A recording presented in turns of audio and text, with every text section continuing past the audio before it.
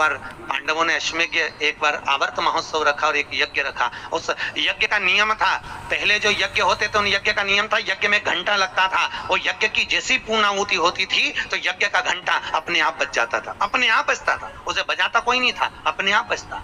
आज यज्ञ का घंटा नहीं बजा तो युधिष्ठिर ने पंडितों से पूछा, ब्राह्मणों आपने यज्ञ करवाया पर ये यज्ञ का घंटा नहीं बजा? ब्राह्मणों ने कहा हमने तो यज्ञ अच्छा करवाया पर घंटा क्यों नहीं बजा, समझ में नहीं आया। तब इतने में ब्राह्मणों में से एक ब्राह्मण यज्ञाचार्य ने कहा, मुझे लगता है यज्ञ दो तरह का होता है, एक यज्ञ जो अग्नि में सांकल्य दी जाती है तो अग्नि देवता प्रसन्न होते हैं, और दूसरा यज्ञ वो कि भंडारा किया जाए और लोगों के मुंह में भोजन दिया जाए, वो यज्ञ भी प्रबल होता है। महाराज हमको लगता है यहाँ दोनों यज्ञ हुए, एक यज्ञ आहुतियों का, एक यज्ञ भंडारे का। मुझे लगता है भंडारे में कोई भूखा रह गया है, कोई भूखा है। अब वो भूखे व्यक्ति को ढूंढो।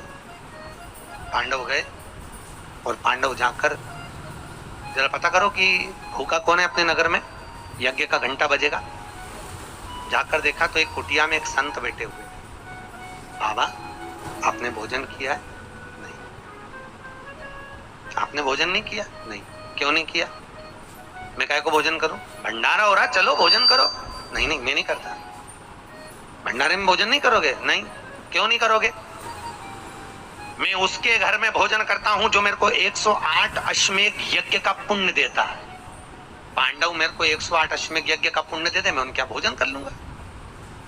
अब पांडवों ने सोचा अपनी जिंदगी में पहला तो अश्वमेध यज्ञ करना है, और 108 अश्वमेध यज्ञ तो हमने कभी जिंदगी में नहीं करे, तो हम इसको पुण्य कहां से दे बाबा को। पांडव चले गए। द्रौपदी ने पूछा कोई मिला? हाँ एक संत मिला है पर 108 अश्वमेध यज्ञ का पुण्य मांग रहा है। द्रौपदी ने कहा चलो मैं लेके आती हूँ उस बाबा को। द्रौपदी गई, रथ लाया गया। द्रौपदी ने कहा रथ में बैठकर नहीं जाऊंगी, पैदल जाऊंगी। चप्पल लाई, द्रौपदी ने कहा नग्न पैर से जाऊंगी। नंगे पैर द्रौपदी उस संत के दरवाजे पर पहुंच गई। बाबा चलो हमारे यहाँ यज्ञ हुआ है, भंडारे का भोजन करना। बाबा कहते हैं द्रौपदी तुझे मालूम नहीं, मुझे 108 अश्वमेध यज्ञ का पुण्य दे दे, मैं तेरे यहाँ भोजन कर लूंगा। द्रौपदी ने कहा लो बाबा संकल्प छोड़ती हूँ और 108 अश्वमेध यज्ञ का पुण्य तुमको देती हूँ।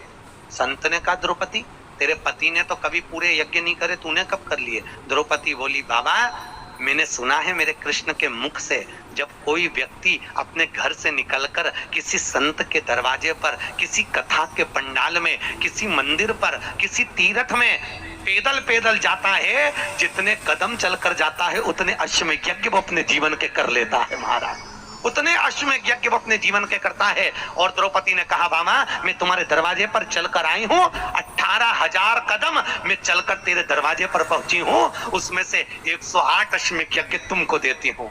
संत उठकर खड़ा हो गया, द्रौपदी के यहाँ गया, भोजन करा तो यज्ञ का घंटा बज गया महाराज।